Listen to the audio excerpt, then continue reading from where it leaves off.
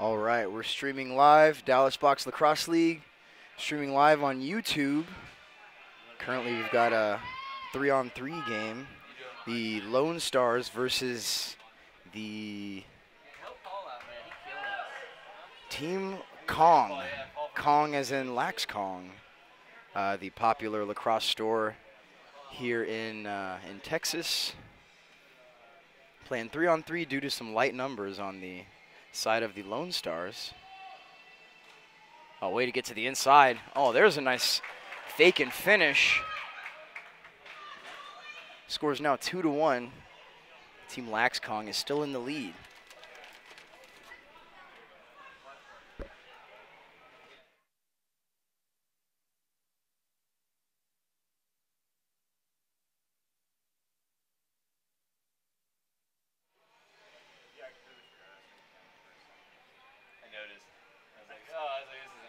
Our lead referee, Tom Coyne, prepares our face-off men for the next face-off. It's controlled by Team Kong. Lots of righties on the field right now. Actually, one lefty currently, and that is on the side of the Lone Stars. There's a nice hitch to get to the inside. The Pandas in a catch and put back off the back wall. Score is now 3-1. And Team Kong is commanding this game at least early.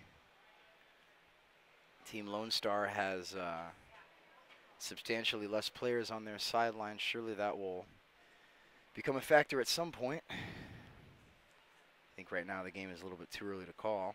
Back at the face-off dot for the next face. There's a quick pinch and pop in, and yet another win for Team Kong. I believe they're 100% on face-off so far. Somewhat reflected in the 3-1 lead that they have over Team Lone Stars. There's a feed across the face of the goal. Team Kong wanted a shot there, but decided maybe they wanted to possess the ball a little bit more. There's a nice cut to the inside. Bouncer right at the goalie's feet. And now here come the Lone Stars legging it out. Should see one more pass up the field. There's a fake and a finish and a goal.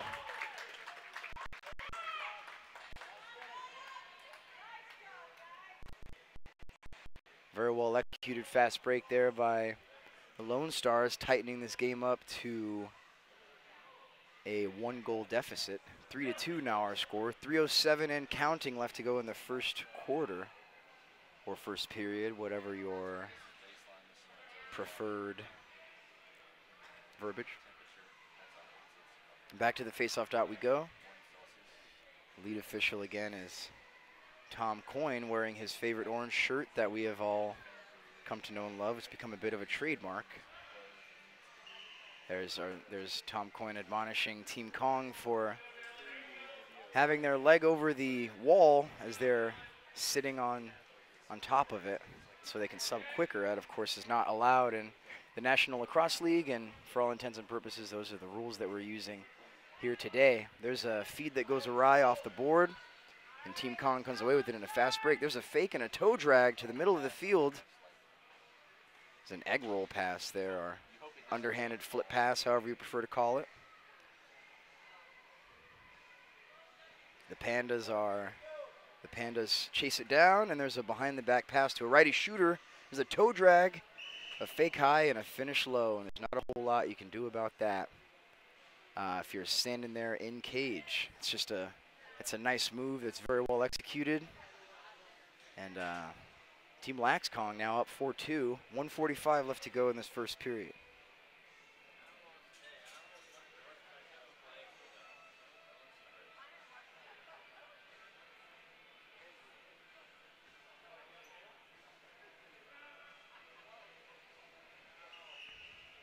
There's another pinch and a win for Team Laxkong.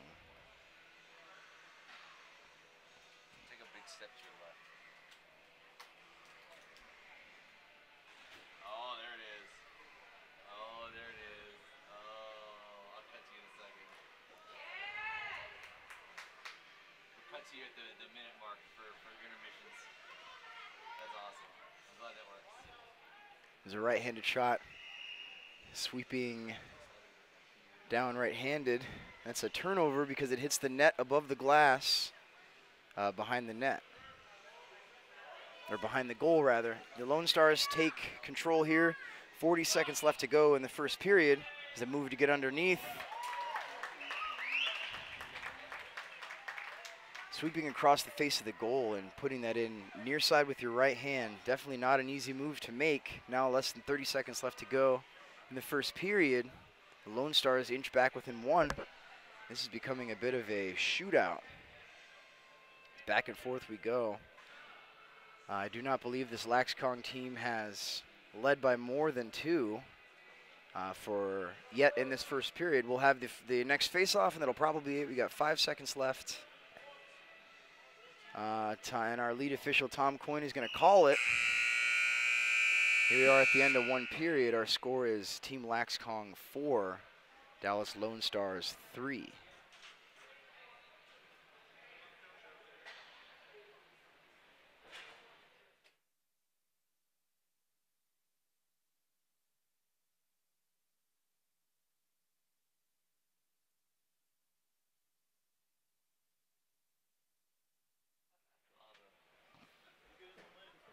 Huh? I don't even know where the camera is, to be honest. The iPad in front of you. Oh. Hi, Mom. Put it back up. There you go. Mom knows I love her.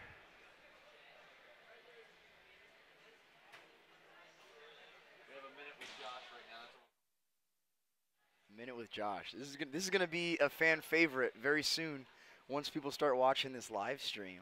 When was the first time you started playing lacrosse, Josh? I first touched a lacrosse stick in fall 2007. I was in Redondo Beach, California. And a football buddy of mine and I walked past the field one day and we just talked a bunch of trash about how easy it looked. Then we tried to play and found out it was anything but easy. And it was not very good for a few years, and then I became okay. And now I'm here. And that's the history of Josh McClendon as a lacrosse player in less than 45 seconds. Pretty succinct. Cascade or STX helmet? Cascade. I wore the STX helmet my first season at UDallas. A few guys got concussions. They're really hard to run in. When we're conditioning, the wind just kind of gets in your face. I don't know. I think it's honestly just because we didn't like the way they looked, and so we just found any excuse we could to not wear them until our coach got sick of us complaining. So we wore them down. That's the persistence of UDallas lacrosse.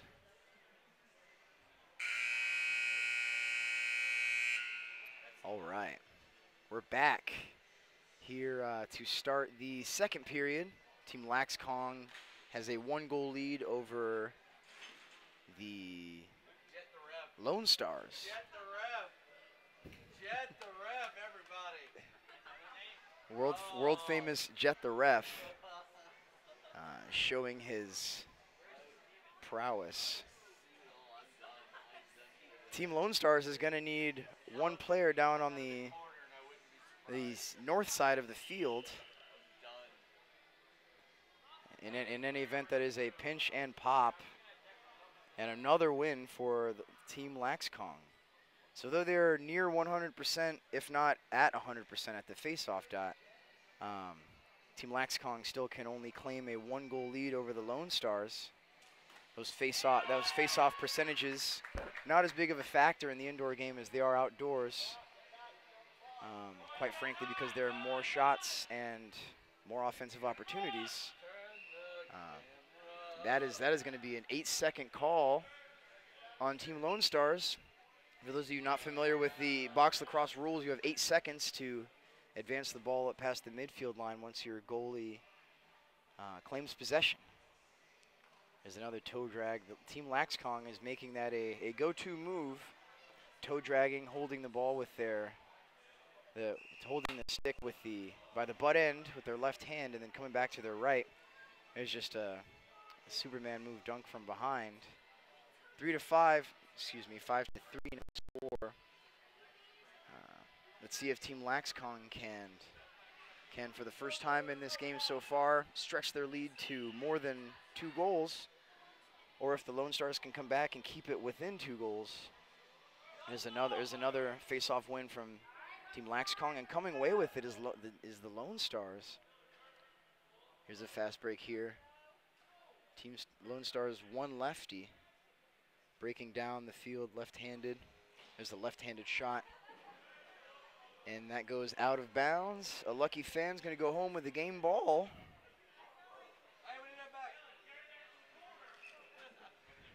Possession given to the Pandas. Oh, there's an extra ball on the field. We're going to have to stop play. Jet the ref stepping in there to save some ankles. Oh, there's a nice feed. Look in front of the goal. Move the goalie across the face and then the crease, the face of the goal, and then putting it where he's not. Our Team Laxkong. Now they have that 3-goal lead that has eluded them so far through a period and a half. Now at exactly 5 minutes left to go in half. 6-3 is now the lead. Team Laxkong over the Lone Stars. Oh, and here's a scrum for the face-off. The Lone Stars, I want to say, come away with their first or second face-off win unofficially. There's a nice pump and finish off of the fast break. 6-4, and just like that, it's another 2-goal game. That 3-goal lead that the Pandas had over the Lone Stars did not last long. It's about 20 seconds before the Lone Stars were able to get it within 2 goals. The Lone Stars are going to need to keep the field balanced. Need to have one on offense and one on defense, as well as one taking the face-off. Of course, since we are playing 3-on-3, it's sort of an adjustment by all these players. Normally, the box game played with 5 versus 5, similar to hockey or basketball, or maybe just those two. Here comes a shot from up top, which misses the net wide. That is going to go over the midline. Lone Stars are going to have to take possession of the ball. It should be an over and back call for the Laxon Pandas. The Pandas of Team Laxkong. This Laxkong team comprised of mostly, I want to say, Chaos 2022 high school players from the Dallas area, most up near the northern portion of Dallas. There's a nice move inside right-handed and then switching left and shooting. Possession. That shot did not hit the goal, so they will need to get a shot off. Oh, and a shot goes in through the 5-hole. Just like that, the Lone Stars make it a 1-goal game. Both of these teams definitely have a lot of fight in them. Back and forth, this game is gone. I don't believe Lone Stars have had a lead yet. Team Laxkong went up 2 early, and I believe it has been back and forth since then. Of course, save for Team Laxkong's 1 3-goal lead, which lasted about 20 seconds. There's a 2-on-1, now a 1-on-3 ground ball, and the Lone Stars come up with it. Oh, there's a give and go. Oh, off of the fake. What a stop. Laxkong's goalie. Now coming up the field, a 1-on-1 fast break, if you can call it that, if it's a 1-on-1. That shot from Team Laxkong goes wide. And now it is picked up by the Lone Stars. 2 minutes, 5 seconds left to go in the first half. As a move to the right hand into a double team. Tough to keep possession in there with all those shot falling down. Ricochets off the net above the glass behind the goal. It's a turnover regardless, because Team Laxkong came up with the ball. 1:30 left to go in the opening half. 6-5 is your score. Team Laxkong is up by 1 on the Lone Stars in this slightly modified 3-on-3 game of high schoolers. In the in the Dallas area. That shot went off the goalie's foot, so that is that shot remains. Possession remains with Laxkong. There's a turnover off the wall right there. Lone Stars with 2 to beat. Now all alone, and a shot 5 hole. And just like that, with 55 left to go in the first half, we're knotted up at 6s. The Lone Stars refuse to be down for very long. Let's see if they can. What's up, Kirby? For those of you who don't know, Kirby just walked in. He's the man. We're going to have to get a look at him during or slightly after halftime. 30 seconds left. There's another face-off win by Team Laxkong. Oh, handling the ball in the slot. That's a nice lift check. It's 15 seconds. We got short time. Well, the ball's passed ahead, and it looks like that will hit the goalie, but possession is kept by the Lone Stars. There's a high feed in the slot that ideally would have been caught and put down into the goal. There's a last-second effort, a shot from far out. And just like that, the first half is over, 6-6. We are tied between Team Laxkong and the Lone Stars. We'll be back after a 4-minute break here at Nitech Sports.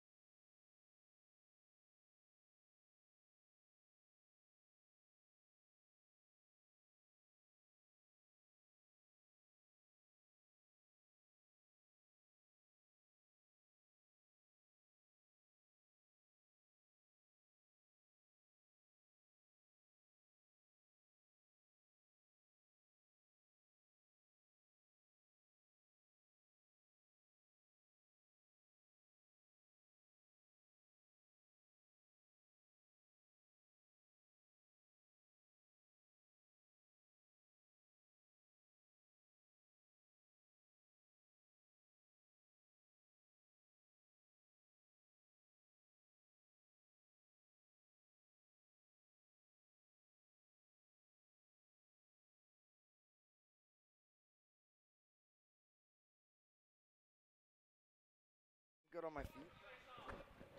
Got to figure out which microphone I'm using here. Got 30 seconds to figure that out.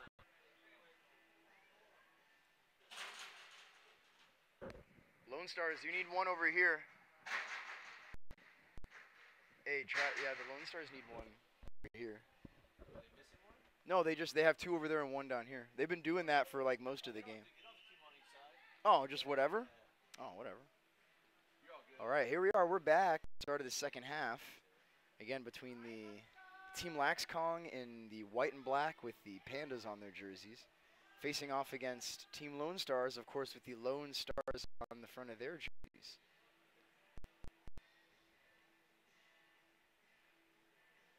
Team Laxkong had a 6-3 lead in the middle of the second quarter. Lone Stars have been battling to come back, and there's a low sidearm fake and a high finish. The Lone Stars get their first lead of the game, 7-6 the score. Just over 7 minutes left to go in this third quarter. This is young third quarter.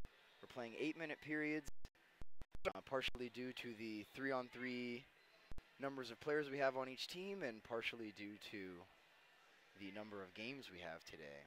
We've had a pretty stacked list of contests taking place here at NITEC Sports Center in North Richland Hills, Texas, near Dallas. We still get away with calling it Dallas Box Lacrosse League, but we're a little bit of a ways from Dallas proper. Nonetheless, Team Laxkong controls yet another face-off. They are probably somewhere in the high 90s of percentage of face-off wins. Not reflecting on the scoreboard currently. There's a sidearm shot on the run, sweeping toward the middle of the field. Team Laxkong maintains possession. Laxkong's got 4 seconds left to take a shot before they have a shot clock violation, and there it is. That shot on goal in the goalie's chest, but literally a moment too late. Shot clock expires on Team Laxkong. The Lone Stars will take possessions. They've only got 8 seconds to get it over this midfield line, or the center line of the floor, I should say. And they do that with just a second to spare. And with 16 left on their 30-second shot clock, there's a right-handed shot. Goalie saw it the whole way. There's a feed up ahead by Team Laxkong. Here's a scrum for it near the corner. Laxkong comes up with it. A nice check by a Lone Stars defender, now near the boards. You'll hear one of Tom's favorite lines in the game when he's reffing is "careful near the boards." You'll probably hear him say that. Oh, could have used it there. Not careful near the boards. You'll have to see 2 players from opposing teams after a hit like that. This certainly could have been a lot worse. And for the first time today, at least in this game, Team Laxkong will send a member to the sin bin. You can think about what he did in there while he's on timeout. The Lone Stars will take possession here at the center of the floor with the power play. Of course, penalties in the box game are 2 minutes and 5 minutes, not like the typical outdoor man up, man down counters of 30 seconds, a minute, and 2 minutes, so on and so forth. There's a left-handed shot near the middle of the field. That ball comes back with backspin.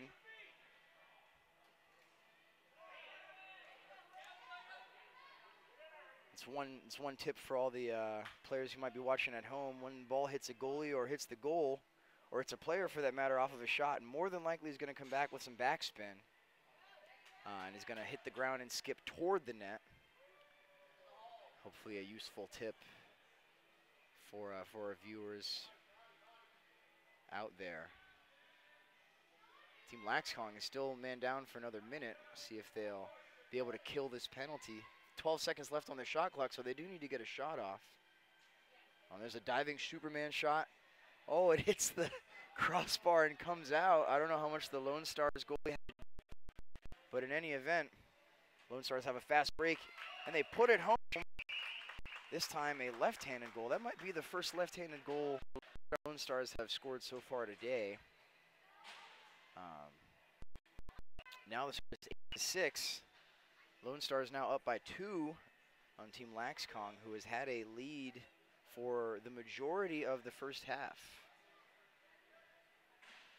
Lone Stars have lower numbers, but they have certainly come to play. Lone Stars also have 1 more on their bench, which brings them up to 5 players total. But of course, we're still continuing 3-on-3 due to light numbers on both teams. There's a nice feed across the net, but running out of shooting angle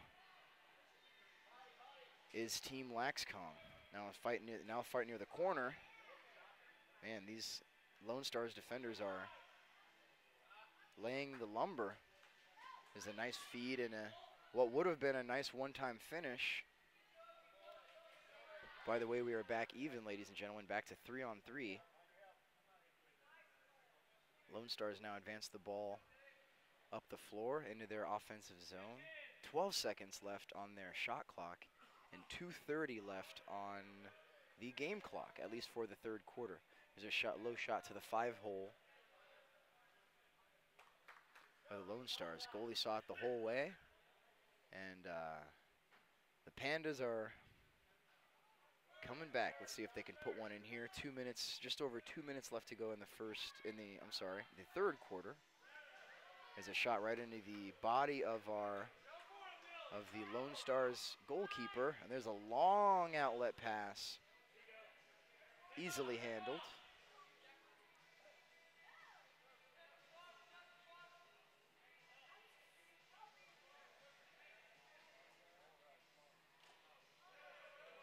There's a nice quick shot, and that resets the shot clock for the Lone Stars, who regain control of the possession now with 1:35 left to go in this third quarter.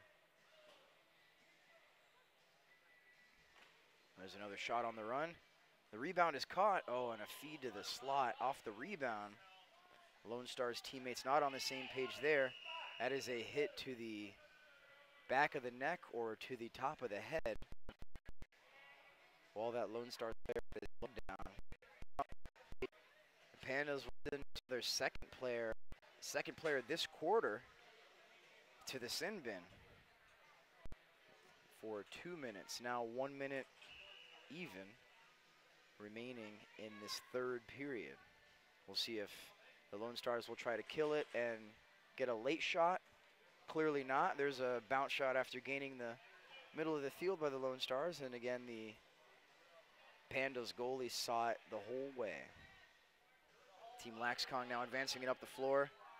We'll probably see a double on the ball here because the Lone Stars are man up. And that looks like a slightly high check. Oh no, a Laxcon player lost a glove, and that was a turnover. There's a shot shot in close off the crossbar. Oh, and he picks up his own rebound, dodges around two Laxcon defenders. That is a low sidearm bouncer that beats the goalie. Now 9-6 is the Lone Stars lead over Team Laxcon. And just like that, that is the end of our third period. Lone Stars have a 3-goal lead now, the opposite side of the 3-goal deficit they faced late in the second half. They are now up again, 9-6. We've got a 2-minute break for the goalies to change sides, and we'll be right back with this fourth period right after this.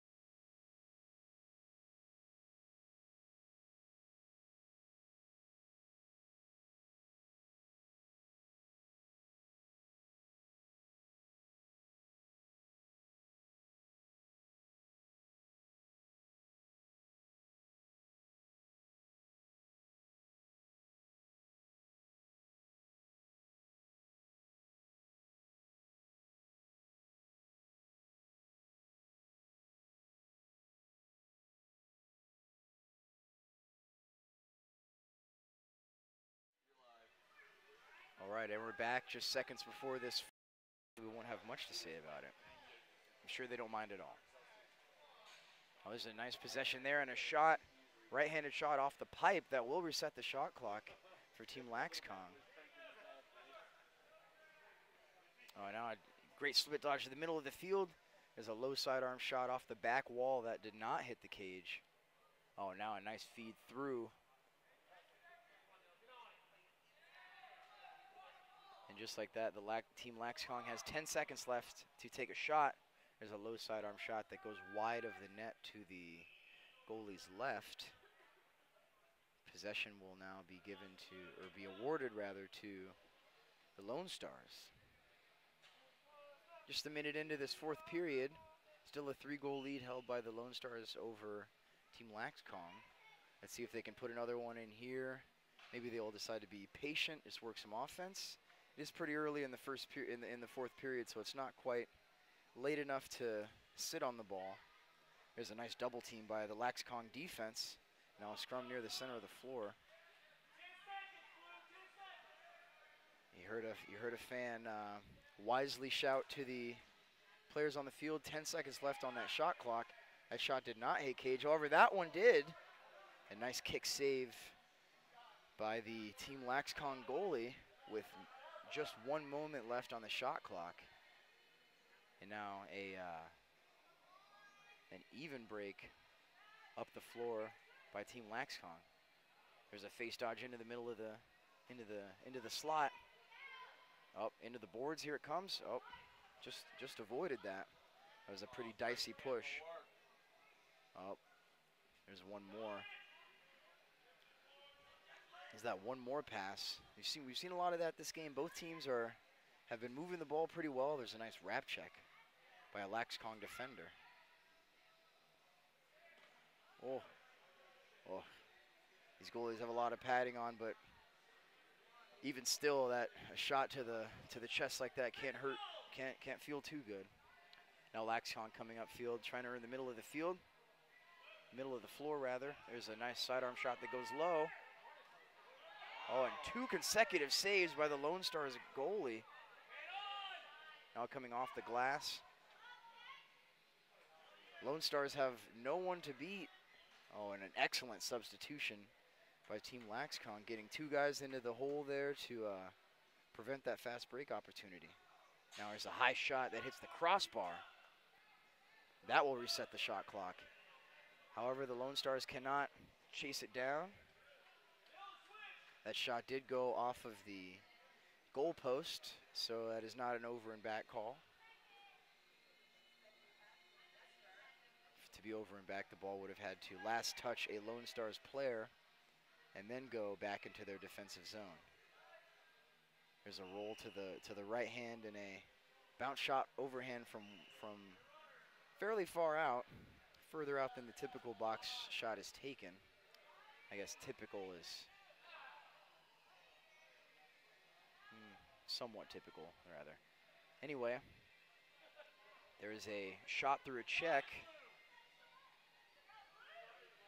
The intensity has turned up a little bit, the physicality of this game. Oh, and just like that, that is over and back because it last hit the wall behind the goal and did not hit the goal itself. Oh, now a 3-on-1, I'm sorry, a 2-on-2. Quickly became a 3-on-2. It did not yield a goal. However, that is a fresh shot clock for the Lone Stars. 3:40 left to go in this fourth period.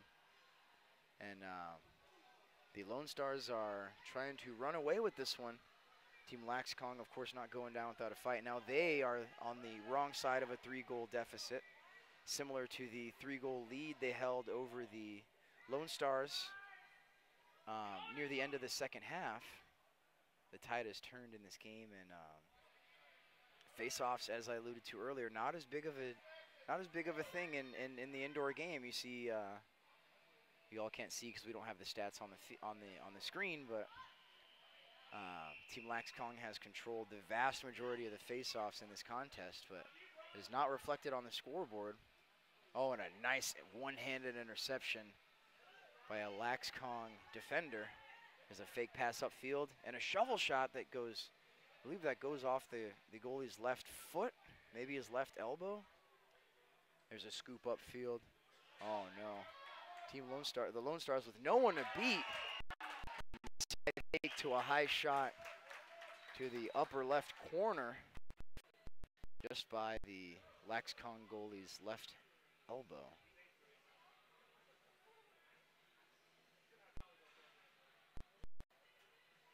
That's a great pump and finish by that Lone Stars player. Now 10-6. It's 10-6 is the lead that the Lone Stars have over Team LaxCon. Now there's a 2-on-1 scrum for the ground ball. LaxCon comes up with it. They've got about 2 minutes to work with. They've got 4 goals to make. 4 goals in 2 minutes is all but impossible, and I'm sorry, not impossible. That's a double negative for y'all. I apologize for that. Not impossible by any stretch in the indoor game. Goals are scored at a much faster pace than in the outdoor game. However, over and backs giving possession to the Lone Stars is the last thing that Team LaxCon wants to do to get back into this game. A left-handed shot. It's pretty well defended. The Lone Star shooter was able to find the far pipe. Bangs it in there left-handed with his offhand. 11-6 is now the score. The Lone Stars lead the Team LaxCon here with 105, just over 105 left to go in the 4th period. There's a bounce shot from wide that is pushed aside by the Lone Stars goalkeeper. Definitely a change in the complexion of this contest. The first couple periods were all LaxCon, and now it looks like the Lone Stars just have a little bit more gas in the tank. Now that 2-on-1 fast break quickly becomes a 2-on-2. A nice nicely executed substitution by Team LaxCon. All for naught, as yet another goal is blown by Lone Star. 12-6 on the score. Just under 30 seconds left to go in this 4th period. We should probably see one more face-off. The shot clock will not be a factor. It's less than 30 seconds left to go in the 4th. And a scrum for the loosey, or loose ball if you prefer to call it that. Now that's a push into the board, so the ball will go the direction of the Lone Stars, and they will come away with this one. I don't want to speak too early, but it's 2 seconds left to go in the contest. And there's a W. There's a win for the Lone Stars over Team LaxCon. Our final score, 12-6, as time expires.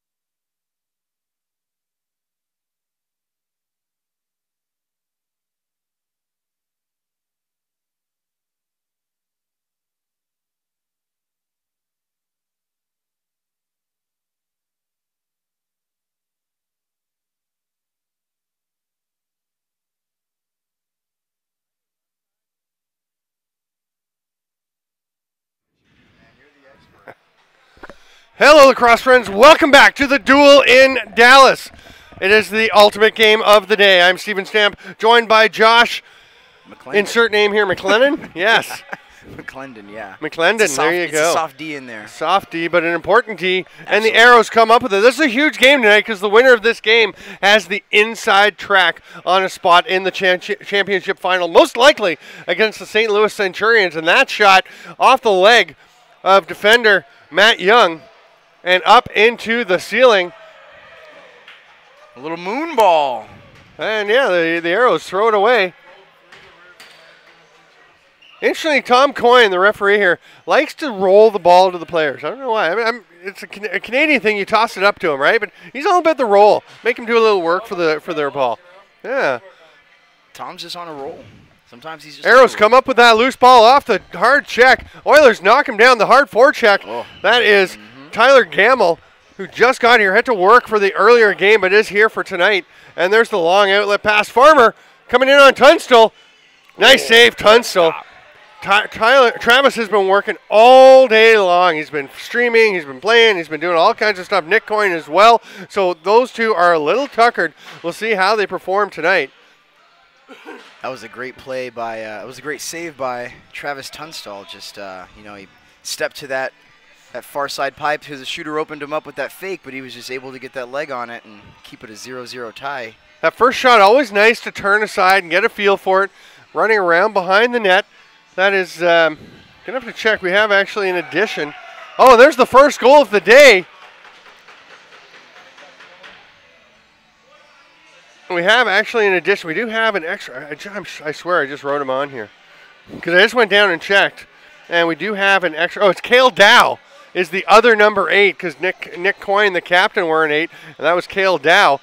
And the beauty for us is that we have almost a replay because we are watching. We do have the stream up. So there's a bit of a delay before the live stream comes up. So we actually get a chance to see what happened. But the internet's being a little funny. So we will get that hooked up and we'll be good to go. Swim move by Alex Edens. Dive shot. Doesn't quite get it in there. Scooped up by Cole McKenzie. Throws it back out to Jackson. They're down to 12 seconds on the shot clock. Dillard throws it down low, offhand. Ooh. Edens behind the back. Nice attempt. Goes a little bit wide. They're down to 5 on the shot clock. It's loose. It looks like Northcutt will come up with it. He had a tremendous game this morning. The high school player stepping up into the older age bracket. He's been very good. Plus, he's played net today in the high school league. Guy can do it all, definitely. These guys are field players. Shot and a goal, running to his offside once again. That is Cale Dow. That kid can ball for sure. Oh, sorry, that is actually Tyler Gamble. He can also ball. He can. They're wearing very similar. They're wearing the similar helmets. They're about the same size. An 8 and a 5. Round at the bottom. That is tricky, man. Mm-hmm. Tricky indeed. All those field helmets. Travis Tunstall trying to convince me earlier that Cascade is coming out with that the NLL is going to switch to Cascade field lacrosse helmets, and I squashed that rumor. I do not see that happening. I'm enjoying watching lacrosse, but it's weird for me to see all these guys in field helmets, I got to admit. There's Nick Coyne wearing the box bucket and dangling through a couple of defenders, gets away from Jackson, thought about the dive, looking for somebody to pass to. Nobody make themselves open. There's the pass to the man wearing the Coda jersey, and that is actually Parker Burns. A few call-ups for the Oilers tonight. They've got a little more depth on the bench with 6 subs over there, so expect them to have a bit more. Off the crossbar, an absolute rocket from Nick Coyne. Paul Wallstrom battling for it, but the Oilers come up with the ball. Coyne was at the bench, comes back out. Oh, it's tipped away. Great hustle there by Burns to stop an open breakaway, but Edens, if he'd been able to pick that one up, he was in alone. Got to use 2 hands, dos manos on that one. Fighting through, nice save, Tunstall on the near post. He's hugging the post, actually kicked it a little out of position, puts the net back in its spot. Fresh 30, Hill's going to rip it early. That one's tipped. Gamble, nice active stick, but it comes straight out to McKenzie. Cole McKenzie gets the shot off. It's another great stop by Travis Tunstall. He is alert tonight. He was wondering how sharp he was going to be because it has been a long day. And Hart, the one who has a little trouble there, is Adam Hart just tosses the pass away, but it's gotten back by David Farmer. Nice idea. That did not work out for him. Went up over the mesh, and it's going to be Oilers ball.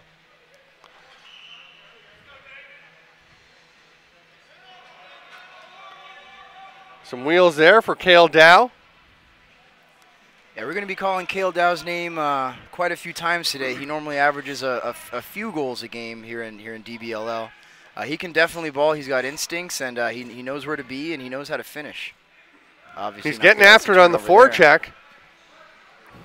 But nice job by Farmer to not allow him an angle. And Farmer with some wheels. One more. There it is. Just a little bit far back for McKenzie, who almost had it, but it trickled out of the stick. There's a huge hit. But the Arrows do come up with possession. They got 13 left on the shot clock. That's Dow knocking his man down. Hart with a little push, trying to open things up. Great footwork by John Hill. We're going to have a loose ball push on the ball, though. And the Oilers will gain possession. I thought it was actually Tom Coyle pointing the other way, but Tom Coyne pointing the other way. This one's getting physical early here. These are the big boys, the oldest players we have, the adult league. These guys are getting after it, and they're checking each other hard. And Tom Coyne's letting them play. Griffin Gradke with that last shot off nice the post, trying to split the D, but not there. Here comes Northcutt. Passes across on the crease, can't quite connect with Gradke, who will track it down along the boards. Scooped up, actually not scooped up, but knocked ahead by McKenzie. And it will be Arrows ball. Here comes Hart. Shot from the outside by Dillard, but Tunstall had no problem with it. Has some trouble with the rebound, though. It's a hard check to the back. It looks like we're going to have our first penalty of the game. You definitely can't be reaching in there on the opposing team's goalie. You absolutely can. I disagree with you 100%. You can go into the crease. There's a shot from the outside. A rip by Alex Edens. We'll have our rules discussion. You can reach into the crease and get it. You can't dig under the goalie's stick, but you can reach into the crease. Right. Yeah. Right. So if Tunstall was covering it, then legit call. But that's a beautiful outside rocket from Alex Edens. It was a snipe. Thanks for being with us at the Duel in Dallas, sponsored by Thompson Brothers Lacrosse. I'm Steven Stamp with Josh McClendon. Young gets the edge on the faceoff, pulls it out, gets it away from Connor Crossland, and the Oilers heading for the net. Oh, a low shot. Nice stop, Paul Wall. Paul Wallstrom with a beautiful stop there, making like a wall as Gamble tried to go low to low. Coyne gets the rebound. That shot off the foot of Wallstrom. Oh, the cutter right in front, twister. Cale Dow, that's a beauty. That's some box lacrosse right there. I've been talking with Travis and Nick, and Troy Hood from St. Louis talking about are these guys playing box lacrosse?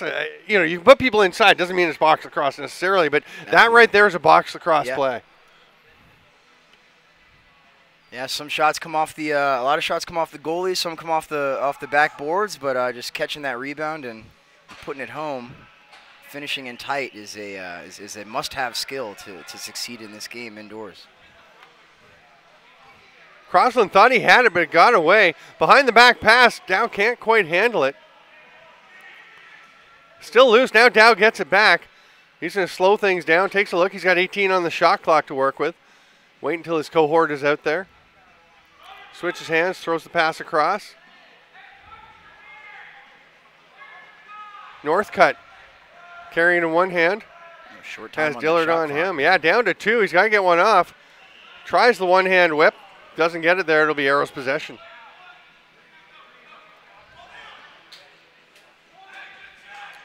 That's a tough turnover in the center of the floor. Oilers get it right back. See if they'll spin the ball around here. Nick Coyne takes it on the far side, receiving the pass from Dexter Good, wearing number 14. That is an absolute rocket as well. Nick Coyne loads it up from about half a step inside the restraining line, breaks through the wall of Paul Wallstrom. It's 4-1 for the Oilers.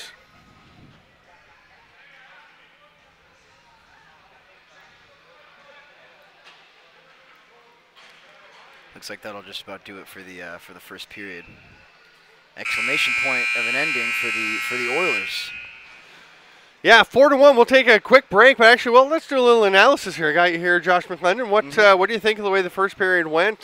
Certainly, the thing I've noticed is the Oilers a lot more jump with a few extra bodies on the bench. Yeah, absolutely. A little bit. I mean, pretty physical game early. Definitely pretty spirited on both sides of the field. Both teams showed up to play. Looks like the Oilers are just finishing a few more, and the Arrows kind of settling for some outside shots. A few. Hey, we're on air, man. Sorry. Hi, Mom. Hey, how you doing? Hi, Mom. Yeah, you got to lean in a little bit. Yeah. Dude, that's my water. I mean, that is I your like water. you and all, but My bad. I'm not sure we're that close yet. This there is we my go. water. That's There your it is. water. All right. No, We- I'm just we kidding. I got totally it. don't care. But hey, there we are. Come over this way a little bit so we can All see right, you. yeah. Just for the for the intermission. And yeah, I'm Steven Stamp. This is Josh McClendon. Pleased to have you with us. And Pleased to be here. Jimmy, the producer, Beauvert over here, was telling me something to do with my computer, and I had no idea what he's talking about. But we have the iPad up here to get us a booth shot. And this is us up here calling the game. We're having a good time here at the Duel in Dallas, put on by the Durham Box Lacrosse League, and sponsored by Thompson Brothers Lacrosse. See if you can see the Thompson Brothers shirt. You got the Jeremy Thompson shirt. Oh yeah, I'm a big fan. Big fan. Yeah, Jeremy playing for the Six Nations Chiefs in the summer, and they are off to the playoffs. Start Tuesday night against the Oakville Rock in Major Series Lacrosse, and he of course won a Mann Cup with them last year. A great victory over the Maple Ridge Barrage. And he was very excited. I mean, he was so thrilled to get his first Mann Cup win, and it was pretty cool. I had a good chat with him after the game, and the Thompson brothers do so much, and Bill O'Brien, we can't forget the business manager, and his brother Curtis. Just amazing what they do for the sport of lacrosse, giving back, and we're thrilled to have them on board as a sponsor here, and pleased to be repping them. And we're going to go back to the field because we got 3 seconds. So see you all in a little bit. I'm putting my computer back up. No, we're still on. There we go. Now we're going to the live shot of the center floor action with Matt Young. Going to face off. It's not Crosswell this time. It will be That's Jordan David Farmer coming out. David Farmer, my mistake. Farmer tries to kick it out to himself, but actually gets it over to Gamble. Then it comes loose. Shot on the run. Nice save, Tunstall, as Edens tried to rip that one through. Pass ahead. Snagged. Gamble going for a run. He's picked up there by Logan Rigas. Switches offhand and takes a shot. That one's stopped by Wallstrom. Arrows running it back up again.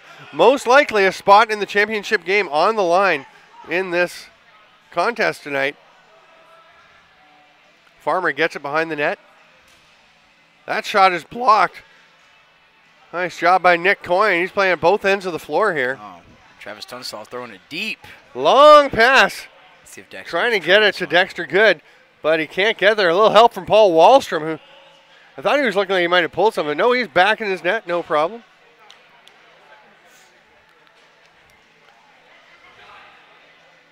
Oh, nice fakes. A whole bunch of them. And that's a beautiful play, but you just can't give him that much time on top of the Yeah, crease. you're gonna have to put the shooter on the floor if he's dancing around in there for that long. 1 or 2 fakes maybe, but after the 3rd and 4th fake, you just gotta put him down. You know, maybe you'll take a penalty, but you know, it's either that or give up a goal, especially up on your goalie who's doing his. You know, he's definitely doing his part. 5-1, the score. Jimmy the liner, Beauvert, just trying to straighten out the iPad. Jimmy the Brain. Jimmy the Brain. Casey also here today. Casey the girlfriend. The lovely and talented Casey. Future nurse extraordinaire. I guess Casey's the Brain. Oh, what a shot, but Tunstall gets it. That looked like it was in. She's agreeing with you wholeheartedly. And here come the Oilers back up the floor with some speed. Griffin Gradke running the floor. Oh, nice. Sure, actually, I think that was William Cannon. You got that one, yep. In the Brian Dowdle shirt. Northcutt comes up with the loose ball, but only 3 seconds on the shot clock. Not sure if they missed a reset, but here come the Oilers either way. McKenzie up ahead, hoping to get a pass, but Comes to the near side, can't quite connect with Dillard, down around his feet. Boy, that's a tough pass when you're on the run and the ball's down in your legs. Yeah, these Oilers defenders are doing a great job of getting their sticks up in those passing lanes. It's probably the fourth or fifth pass so far this period that's been batted down. Hart misses that one, and off to the races are the Oilers. Oh, nice Just defense. gets away from Griffin Gradke. Hart's made a couple defensive plays today. Here comes McKenzie. Nice job protecting the ball. Big sweep check and a chop check, but oh, beautiful goal, Cole McKenzie. That is a finish. Goal of the day by Cole McKenzie. Absolutely. All kinds of pressure coming back by Cale Dow. Oh, that's a gorgeous finish. McKenzie paid the price on that one. He took those whacks to his arms, and he knew that once he put that in, it was going to all be worth it. It definitely is. That is a gorgeous one. We're going to watch the replay. As I mentioned earlier, we have the stream up and it's a little behind, so we get to see right now McKenzie going, wow, through a couple of guys and flying through the air, managing to avoid the crease as he tiptoes. And Travis Tunstall flips the ball out in a bit of disgust, but that's a gorgeous play. You can't blame Tunstall or the defenders really on that. There's a good effort coming back by Cale Dow too. This is Crossland back at the middle, but Young just taps it back with his foot. Nice kick. And Crossland has his stick. Young feels there should have been a holding the stick call, and I'm with him about 99% on that one. Tunstall makes the save. Always nice to get that stop after you've just given one up. Taking his time. Launches a long high pass to Coyne, who gets it. Nice catch. Farmer on him. Coyne's going to slow things down a little. That pass is knocked down by Rigas. Rigas going to try and pick it up off the boards, but there's Tyler Gamble working hard. Oh, nice handle. Yeah, McKenzie scored that beautiful goal. Grabs it. It's a 3-on-1. Shoots. Oh, that rebound. There's a big stop by Tunstall, but the rebound comes way out to Farmer. Boy, Cole McKenzie with a gorgeous goal earlier, but may have wanted to pass that one to Alex Edens, the righty over on the crease. Might want to give that up and see one more. So that's what I alluded to the first period. You see an Arrows attacker after the shot on goal. Travis Tunstall tried to cover it up, and see him trying to reach in there, and you see an Oilers defender helping out his goalie and pushing him over. Yeah, You know, absolutely. You don't want to let somebody from the opposite team just poke at your goalie like that. You gotta take care of your keeper. Nick Coyne swinging check. And we're going to have an 8-second violation on the Arrows. Coyne takes the ball. He's one-on-one, cuts underneath. Oh, beautiful play. Coyne going across the crease, comes back against the grain. Nick Coyne of the Realm buries. It's nickname day here at the Duel in Dallas. You say coin of the realm? Coin of the Realm. Is that just a Canadian thing? It's a It Commonwealth thing. Y'all don't get might it. be. It's certainly not a Texas thing. I can conjecture that. Coin of the Realm is, a coin put out by a country, by the realm. Man, you okay. Texans, I'll tell you. We don't have kings and queens out here in Texas. Tough audience. K-Dog. Shot scores the one hopper. That's a great move by K-Dog. Oh, man. Kirby K-Dog Ayers goes through a defender and bounces it past Tunstall. The Arrows not ready to give up easily and make it 6-3 on the lovely shot. I'll tell y'all, I coached the Chaos Academy up in Frisco, Texas with K-Dog. Kirby Is that Ayers. K-A-O-S or C-H-A-O-S? C-H-A-O-S. Nice. And he's got probably one of the hardest shots I've ever seen in my life. He knows the game really, really well. He knows how to put it in the net.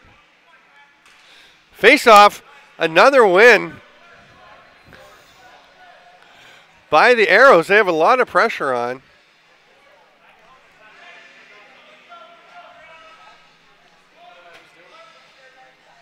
Just checking to make sure we have sound.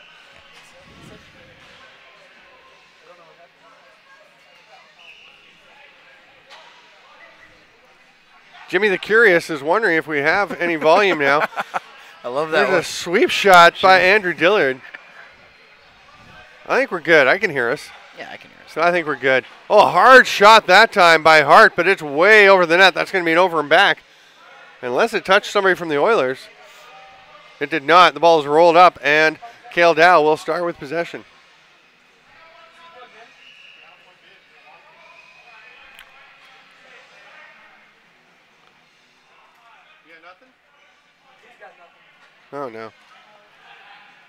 Pass up top. We're hoping you can still hear us. That shot off the mark. I think we're good. I think we're good. I think we're good. I'm going to give a shout out to my girlfriend, Carrie McMaster, back in Peterborough, Ontario. She was doing Kristen Kerr's hair. They were having a grand old time in the salon that we run, Revive Hair Lounge, best in the business. Everything's recycled. The hair, the foils, the excess colors. Very cool. Had to get a plug in for Revive. When you're on the air, you determine what gets plugged. There you go. Hey, I flew down here from Peterborough, man.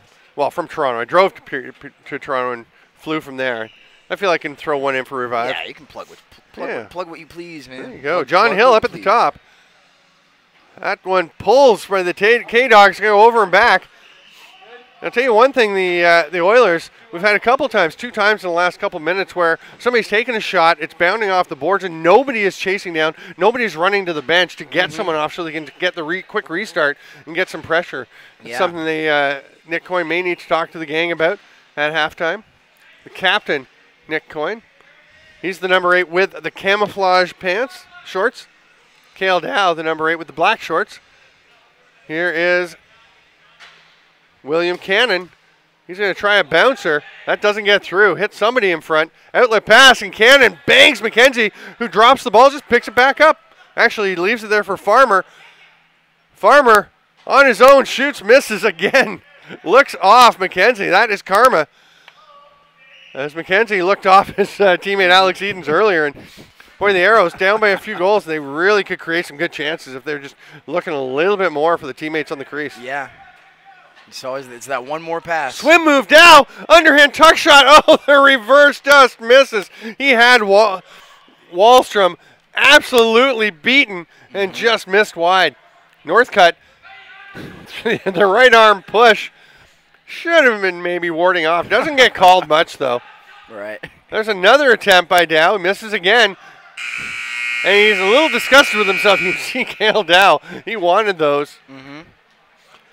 Halftime, it is 6-3. We're going to go live for a minute on screen here. You can stay where you are because Jimmy the Aligner has got us back. Yeah. Also, look at that. We are good. Actually, we almost have to go that way a little bit. I'm Stephen Stamp. This is Josh McClendon, and pleasure to have you on. Yeah, I'll plug you back in there. Right. I got you. It's hard to do when you're trying to do it on your own. I did it earlier. Teammates. So, yeah, teamwork. Nice work. Pound Boom. So, it is 6-3 for the DFW Oilers over the Houston Arrows. We're going to call them Houston because of the old Houston Arrows from the WHA days. Sure. Yeah. Love that team. Gordie Howe playing with his sons Mark and Marty. I'm aging myself here, dating myself, but that's okay, man. I was a kid. I was really, really young. In fact, I wasn't even born yet. But pretty good first half. Again, the Arrows creating some chances, but just not recognizing when their teammates are there, which has cost them a few really good scoring chances. It's when you're going fast, when you're going fast down the floor, it's tough to see that one more. I mean, we can see everything from up here. Yeah, so, it is easy up here. Going back and watching film, it's the same way. You're just like, I could have made that one more pass. But, when you got sweat in your eyes and you're staring down the goalie, you kind of get a little bit excited and you want to score a goal and get the crowd to pop and impress your girlfriend in the stands. I totally understand. There you go. So we've got a couple minutes here till the half is over. And the keys for the second half, obviously the Oilers want to keep pushing the pace, want to keep driving the ball forward, but I think they do have, because the Arrows have been getting those chances, the Oilers really have to think about getting back, watching their transition defense, because the reverse transition by the Arrows has been deadly or close to deadly. Again, if they can just finish off, they could really be right in this game. Yeah, the Arrows have definitely had their fair share of chances. Similar to the story of the game of the Arrows game last weekend. They had a lot of chances on the doorstep, just a lot of some missed one mores. Was that against the Lone Stars? That was, I believe, against the Lone Stars. Yeah. I'll have to check my info archives after the game. Yeah, nice. Check the archives.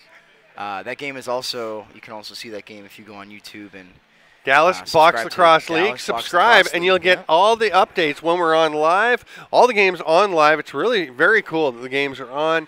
Yeah. And I'm having a great time. Again, I'm coming down from Peterborough, Ontario, Canada, helping to grow the game here in Texas because I met these guys, Nick Coyne and Travis Tunstall, 2 amazing guys who drove up 25 hours or so to Oakville, Ontario, just part of the outskirts of Toronto for the National Lacrosse League Combine and Draft. And just tremendous guys. I mean, Absolutely. you know, and very interesting contrast. Of course, Nick a little quieter, a little more reserved. He's very articulate, good speaker, but he's not going to jump up and talk to you. Whereas Travis Tunstall, so much fun. Jump up and talk. We're upstairs at the track. It's a beautiful facility there in Oakville, and we're upstairs. I'm chatting with some people, and we hear some lunatic screaming all over the building, and we're like, "What is going on?" And we look down. We're like, it looks like he's coming from down around there. And we watch this guy. It is Travis Tunstall in net, carrying on a steady stream of patter. It was one of the funniest and most entertaining things you've ever seen. And one of my favorite ones, so the other teams, of course, pretty much hated him. Mm-hmm. Yeah. Because he elicits some passionate feelings from the teams he's playing against. Because it's all in good fun. But so he's running.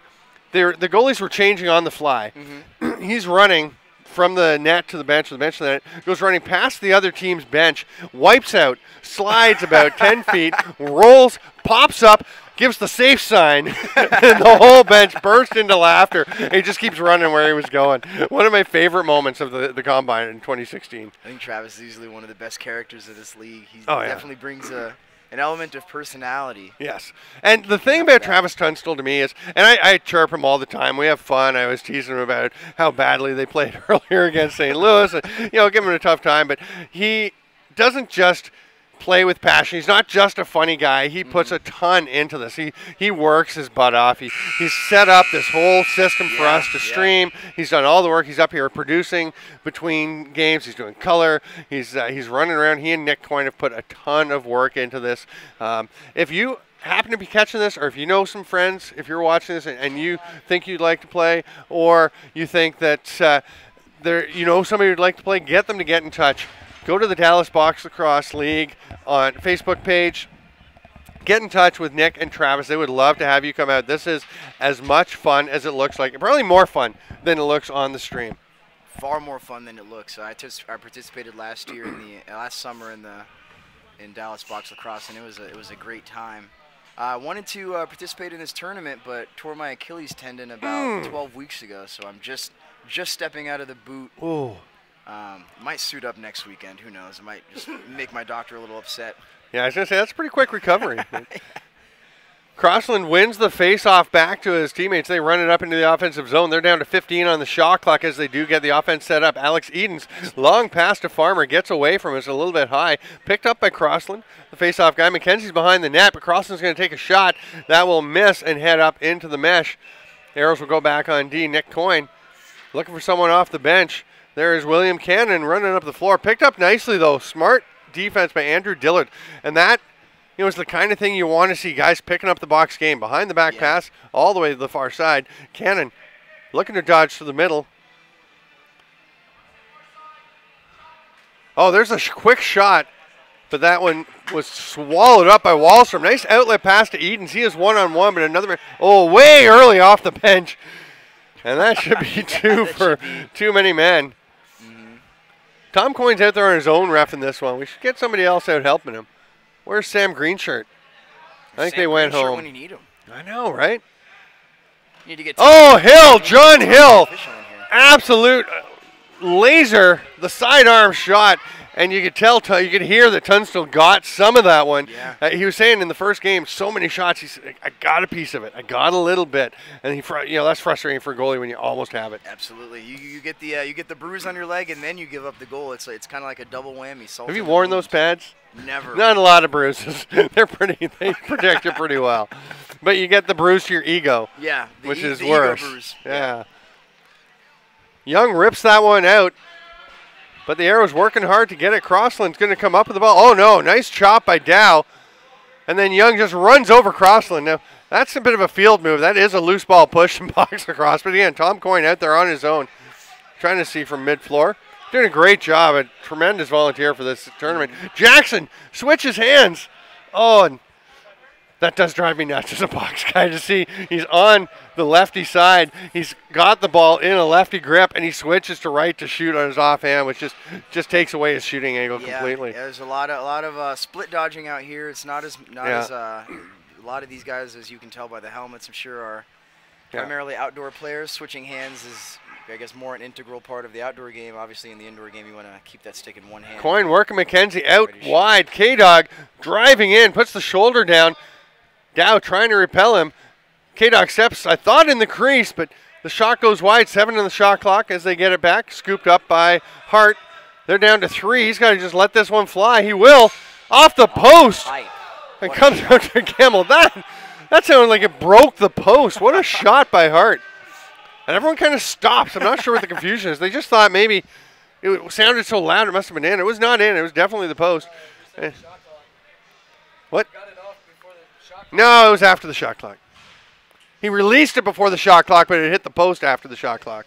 So, or even, you know what, even if it was a shot clock, somebody's just got to pick up the ball and go. Right, right. It's Like- a fast game. Yeah, I mean, if it's live, that's even more so. Like, just get it and go. That's the one thing I do. One of the things I do notice these guys, a little adjustment. They got to get used to just keep playing. It's not a lot of stops, not a lot of time standing around. You got to go. Oh, and a little tumble there. Hopefully Cannon all right. Yeah, he hops up, no problem. Eden's sidearm whip. Tunstall, no problem with that one. We're almost halfway through the third quarter. This is the duel in Dallas. I'm Steven Stamp with Josh McClendon. Got your name right? I'm Yes, all sir. over it now. Yeah. I was talking to Mike McClelland earlier, right? So it gets a little confusing. Mike McClendon. I got it. That's the most common. Oh, mispronunciation. my. Alex Edens. Wow. And then the celly as he tosses the stick out near mid-floor. You're going to need that if you want to score another one. It'll be there. But look at that on the replay for us. Again, you don't have replays, but we have the bit of a delay as we got the live feed up. And that's a beauty. And Travis Tunstall just lobs the ball up. Oh, no, actually, that was the earlier shot. We're still coming. This is the one he's going to score right after. He's like, tried it once, didn't work. I'm going to try it again. He was barely inside the restraining line. Tunstall might like that back. It's a one-goal game here in the third quarter. Oilers got up early, but the Arrows battling their way back. Crossland waiting for someone to pass to. One hopper to the far side to John Hill. Saw him score on a long outside shot as well. Get back to him. The Arrows once again with 5 righties on the floor. And that's back in. They're going to give him a bit of a break. Long outlet pass. Oh, man. Cale Dow misses the pass, and Wallstrom will pull it in. And we're going to go back the other way, Crossland. But there are 3 Oilers who are still down within the restraining line, so no fast break opportunity for the Arrows. And both teams taking some liberties with the changes. About a 20-foot gap with the player running to the bench when one came out there. I think they should show a little more respect for Tom Coyne and his inability to watch everywhere on the floor all at once. Edens tries the long shot again, stopped by Tunstall. Shot clock was about to expire. Nice forecheck pressure by Cole McKenzie. Here he comes again. And that pass is going to get away. But, oh yeah, it looked like it would be Cannon getting there first, but Wallstrom gets to it. And here comes Dillard the other way. We're into the final 3.5 of the third quarter. Dillard. See a little fatigue maybe in some of the Oilers defenders. Yeah, I was just going to say that. A different game than what we saw in the first and second period. These Arrows players have found some energy, and they're Speaking of checking energy, hard. Dexter good with some. He's going the length of the floor, passes to Nick Coyne. Great idea, poor execution, too high, and it's a turnover. Cole McKenzie coming the other way. What a great run, though, by Dexter Good. McKenzie trying to drive through, gets through the check by Gamble, and throws it out, just skips off the stick of Edens. I think there was just enough of a stick in the lane by Griffin Gradke to make that one tough to catch. Tunstall swallows that shot up from Dillard. It's a nice save. Long pass, but it's drifting up a bit. Okay, that's too many. One, There's- two, there's three, still 6 4, guys on the 5, floor. 6. Yeah, it's 6. That's 6 for a few seconds. And now it looks like they're going to have too few. Mm-hmm. Arrow's still trying to figure out the... That doesn't balance out, though. It's not like you cancel one out with the other. Tunstall, the save, doesn't know where it is. But a diving attempt by Edens wouldn't have counted anyway. And Tunstall lands on top of him. And that goes back. We were talking about that earlier today. He was playing in the... And they're going to grab Edens and take him in the combine last year, early in the game, his first game, Travis Tunstall standing there. A player drives the crease, dives, runs into his shin pad, and Tunstall kind of steps back and lets the guy get up. And I talked to him. I said, dude, you have to land on that guy. If he comes in, you kneel on top of him. You don't let somebody dive into your crease and hit your leg. you know, you don't do it on purpose. You just accidentally fall on top of him. Right. So that is what he did there. And I think Edens will have two thoughts about whether he's going to dive the crease again like that. That pass doesn't quite connect. And here come the Arrows, 2-on-0. But there's the sixth man coming off the bench, and that actually would be a penalty shot because he affected the scoring chance. I think we need to recruit somebody for the fourth quarter just to call too many men. Yeah, just somebody standing on. Let's get these guys a little honest. And you know what? Honestly, for some of the plays, who cares? If it's a few steps, you don't really care. But when it affects the scoring chance, that's something you want to call. And Tom Coyne cannot watch the entire floor on his own. Absolutely. Cannon behind the back. It's a little too far from Nick Coyne. Skovic tries to pick it up. And is scooped instead by the Arrows. Parker Burns is running. You make a little bold of a statement and say that these Arrows players are currently outworking the Oilers. It looks like. I would say so. Yeah, they've pulled within one, and they definitely have the momentum. This is going to be Zane Jackson taking the pass from Wallstrom and starting up. We do have a penalty to. I believe that's scaled down. It's number 9 up on the board, and I don't know that they actually have a 9. I don't think they have a 9. It's okay. It's a penalty either way, which means a power play for the Arrows. Can McKenzie get there? Not quite. Nice hustle play by Skovic. Just knocked the man out of the way, McKenzie. Behind the back pass by Travis Tunstall. One hopper into the penalty box. That's a three-pointer. And Travis Tunstall was letting his man know exactly where he should have gone so he could have caught that pass. And I believe William Cannon's response is, should I have been in the penalty box there, Travis? Because that's where it went. That's it's the Oilers player in the Cuda jersey. In the Coda jersey? Parker Burns? Parker Burns was in the penalty box, yeah. Yeah. Sitting in the sin. Oh, okay, yeah. So Parker Burns sure had a little bit of serving 2 or less. 122 to remain on it. We're going to go live on camera, I believe. Yeah, look at that. Ask and ye shall receive. I'm Steven Stamp. This is Josh McClendon. And this is a heck of a comeback by the Houston Arrows. And no, they didn't drive up 4 hours from Houston. I just like saying Houston Arrows, but we'll call them the Fort Worth Arrows. Sure. Anyway, the Arrows. They're sweet uniforms, by the way. I like those Arrows jerseys. Probably my favorite among the DBLL pretty sweet jerseys. Yeah, the turquoise and the orange. Yeah. Oh no, I'm the Oilers. I'm talking the Arrows. I like the white with the green and the Arrows logo. I don't know. I just like it. I think the turquoise is okay with the oil. Well, I like that too. Yeah. I like the orange. I like the orange. It kind of pops out at you. Yeah, like you were saying earlier, this is definitely not the game it looked like it was shaping up to be in the first and second period. The Arrows have come out with some new fight in them, and they've tightened this game up within one.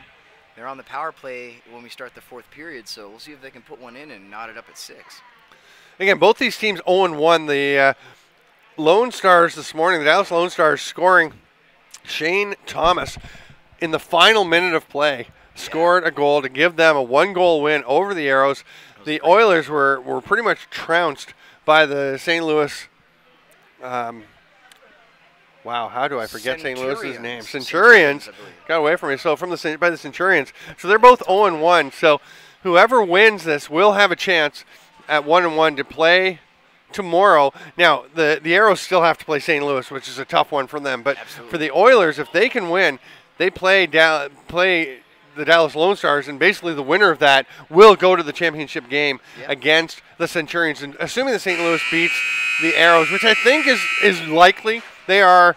I think somebody called them a juggernaut. They are very solid. They are a team of field lacrosse guys who have learned to play box lacrosse and are doing it pretty well. Yeah.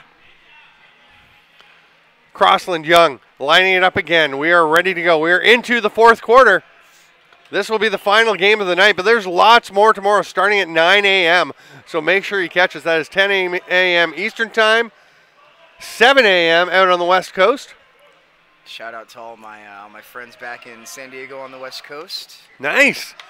Apparently the future home of a National Lacrosse League franchise. That is the word on the street. Not man, confirmed. Oh, what a rip. Shot. John Hill. I'm not sure if that was a celly or if he got slashed in the hand as he took the shot, but either way, it looked pretty good. Trying to shake off the fire. He has the hot hand. That was a nice step in and rip to the top I shelf. like that. Yeah, I do what I can, man. I'm an English major, so. Oh, You know. word. I have a master's degree in writing. Nice. Yeah. You can give me some lessons then. Oh, dude, we Or can write my work on it essays for together. me. Yeah. So 6-6. John Hill. I'm gonna watch this. Oh yeah, no, it was a bit of a slash, and the celly. It was the shake off the fire slash celly. Then Crossland, Young, facing it off, and Crossland wins it to himself. All kinds of pressure by the Arrows. Oh, the quick shot attempt by Edens goes off the foot of Cannon. Nice soak. Gets it back. Cannon strips it. Can't quite control the ball, but flips it over. That should be back in. But they're going to let Travis Tunstall play the ball. Long pass to Nick Coyne. Farmer on him. Coyne spin move. Oh, behind the back. Nice try. But doesn't quite get it on net. A big smile from Nick Coyne as he knows he gave it a good go. And Jackson's just waiting down the floor and switches to his left hand. Stop doing that, Zane. Ball's kicked ahead. Here comes Nick Coyne. 2-on-1. The eights together. Coyne passes across to Dow. Oh, lovely. Hard fake. Wallstrom goes down as he is dropping into the splits.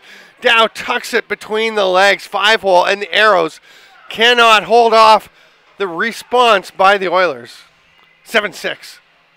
DFW up in front. What do you think? I think it was well played. I think that was a great couple fakes. Like you said, a really hard fake, and you really get that goalie to jump out, and you faking is like the key to open the door, and then you just kind of put it where he's not. Now, a little bit of box inexperience here you can see on, but I see it in MSL. You see it all the time, all over the place. But the 2-on-1, and Farmer goes over and checks Coyne, and Coyne's a dangerous player, but he's on his offside. Right. You go take the pass. Let your goalie take the shooter on his offside. You make sure he does not pass the ball to the dangerous shooter Dow, who is on his correct side. Yeah. Excellent point you got there. Jackson tries to get it through to Hill. Can't quite connect, but Hill's going to run in and try and grab it. Does come up with it, but the shot clock expires. It's going to be Oilers' possession.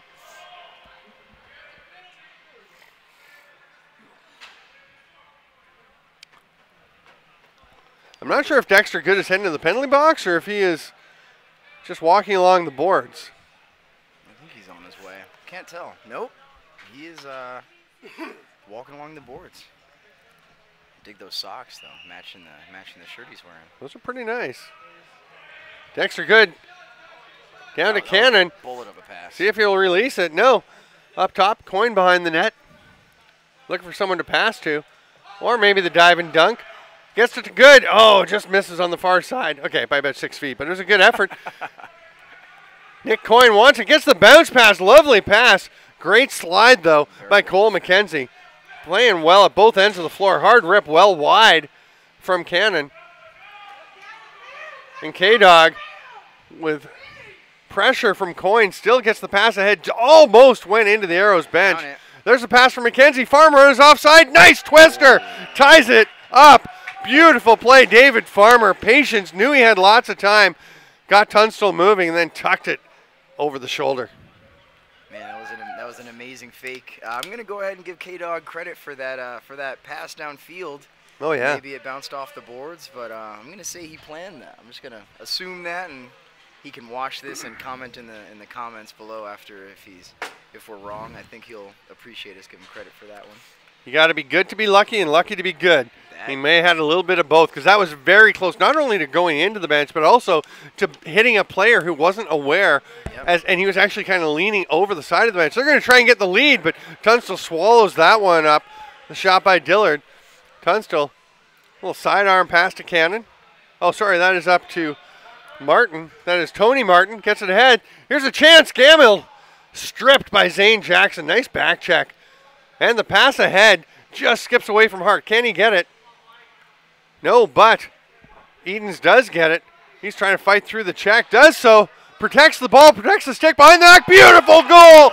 That may be the goal of the day by Alex Edens as he runs in, fending off multiple check attempts, and then as he opens some space, whips it behind the back. I talked earlier about Cale Dowd's instincts from the Oilers, but Alex Edens for the Arrows has got similar instincts. He's got a great shot. He knows where to be on the field, and he knows where to put it. He puts those skills on display there. There you see the Texas subspecial jumping over the boards. Probably not too stoked about that in Canada, but. Oh no, jumping over the boards is cool.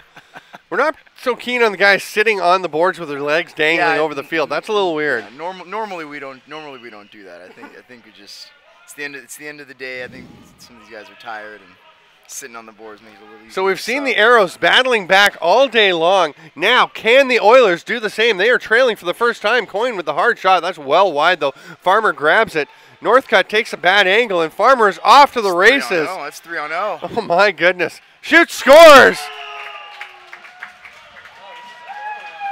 This is a great second half for the Houston Arrows. These Arrows have turned it up, and they've turned up the intensity. I tell you, in the first half, it looked like it was going to be all Oilers. These Arrows have come back, and they've come back fired up and ready to hopefully maybe take this win. We got 3 minutes left, and it's a 2-goal game. And we will take a little credit because we're wrong often enough. We have to take that. So we're going to admit we're right here too, saying that the Oilers not getting back to watch for reverse transition. They're pushing the pace up. The ball comes back the other way. 3 Oilers were lined up across center floor. And I mentioned Northcutt took he's played so well today, but really took a bad angle, and that allowed Edens to get around around him there. And Oilers doing a good job soaking some of these shots and keep taking care of their goalie, Travis Tunstall. Now they got to push the pace. They're down by 2 with 2:22 to go.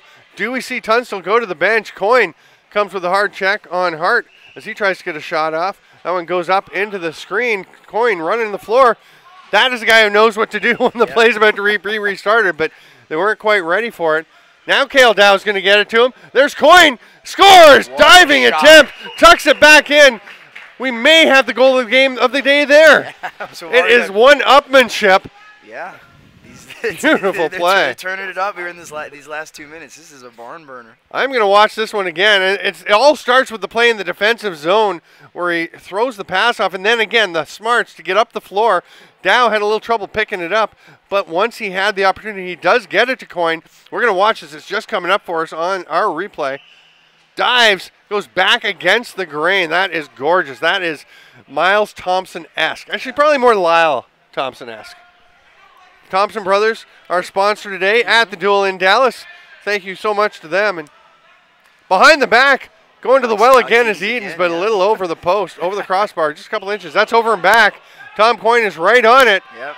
They're trying to argue they got it. They did not just go back and play D. That was about an inch over. Oh, big check. I love that play by Adam Hart. And the Oilers lose the ball, and then right on top, picked up by Gamble, misses. 58 seconds to go. We're into the final minute. This is a thriller. Some pushing and shoving inside. I kind of expected that to start happening. I bet once it gets under 45, it's going to get a little chippy here. It's a one-goal game, and Oilers ball, and he's all alone. Northcutt. Oh, he had Wallstrom coming out at him, but rushed the shot. And Wallstrom drops his gloves and stick and runs out after Northcutt. Not sure what that was. Was he serious there, or was he? I mean, he gave him a tap on the back, but I bet it seems like they're all laughing and joking around. I think that. Paul Wallstrom's a pretty funny guy. He is. He's funny indeed. Cole McKenzie spins off. We got just 14 seconds left, and we'll get back to it. The Arrows trying to kill the time. 10 seconds. A slow pressure here by the Oilers. They must be dragging because they are not getting on it now. 2-on-1. McKenzie cross to Crossland. He misses the pass, but only 1 second to go. A comeback win for the Houston Arrows, 9-8. And you were just going to make a point. Oh, I was just going to make another point about how funny Paul Wallstrom is, and he's having fun and laughing now, getting dogpiled by his teammates. Great play by both teams here in a one-goal game to end the day. I don't think we could have asked for a better day of lacrosse. That was a tremendous day, and it's all about growing the game of lacrosse here in Dallas. We're back on screen, and I'm Steven Stamp with Josh McClendon. Thank you so much for watching us. It has been a great day. Tell your friends you can watch tomorrow starting at 9 o'clock. We've got games at 9, 10, and noon. 9 and 10, the last couple of games, we'll have the Oilers versus the Lone Stars, and the Arrows will be playing the St. Louis Centurions. And, of course, with the Arrows winning this, they are now 1-1. The Oilers are 0-2. Yep. The Lone Stars are 1-1. Yep. Right? And St. Louis is So, undefeated. St. Louis is 2-0. So, if St. Louis wins against the Arrows, they go to 1-2. If the Oilers beat the Lone Stars, Right. which could well happen, those two teams both go to 1-2. We could have a three-way tie for second place. Oh, man. And I don't know what the tiebreak is because they're all going to be 1-1 among the three of them. It goes to goals for and against, I would imagine, but that will be left up to the tournament organizers to figure out. But that could be a thrilling one. And then, so the 9 and 10 o'clock games finish up the round robin. Then at noon, we'll have the final. Yeah. You going to be here for that one? I will be here. Nice. I have a lesson in the morning, but hoping I'm gonna come straight down Excellent. from Irving and try to make this game. How far is Irving? Exciting so far. Irving is about 30 minutes. 30 minutes that's not the bad. other way on the 183 on Airport Freeway. Yeah, it's Not bad. I have no idea where anything is. I've been I in Texas for a day and a half. I don't know. could just make all this up. Yeah, you probably did, man. You're messing with me. I'm Steven Stamp. This is Josh McClendon. We thank you so much for being here. Tell your friends to watch tomorrow. Tell your friends who would like to play and they're in the area. Get in touch with the Dallas Box Lacrosse League. Follow them on Facebook. That's the best way to get in touch that I'm aware of. And they would love to have you come out and play. It is so much fun to play, to watch, to be part of. And thank you to Thompson Brothers Lacrosse and to Josh for joining me. Really enjoyed calling the game with you, partner. Appreciate it, We'll man. get It was a another good one time. tomorrow. Yeah. For the rest of the crew, I am Steven Stamp. We thank you for being with us. We'll see you tomorrow morning.